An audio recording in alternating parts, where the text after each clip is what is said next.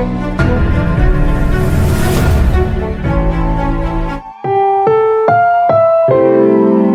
programang ito ay rated SPG. Striktong patnubay at gabay ng magulang ang kailangan. Maaaring may masiselang tema, lengguwahe, karahasan, sexual, horror o droga na hindi angkop.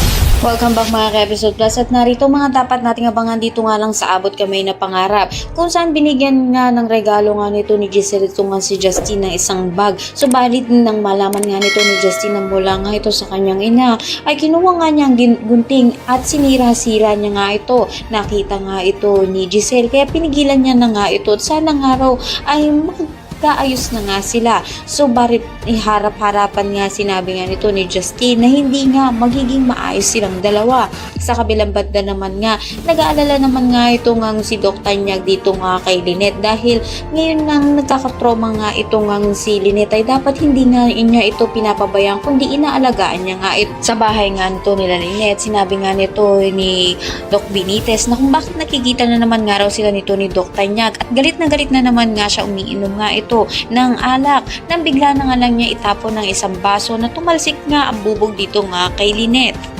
Abangan nga natin ang pag-atake na naman nga ng pagsiselos nga nito ni Doc Benitez at simula na naman nga na masasaktan niya nga ito nga si Lynette. Kaya naman pakatutukan natin mga susunod na kabanata. Maraming salamat sa inyo panood.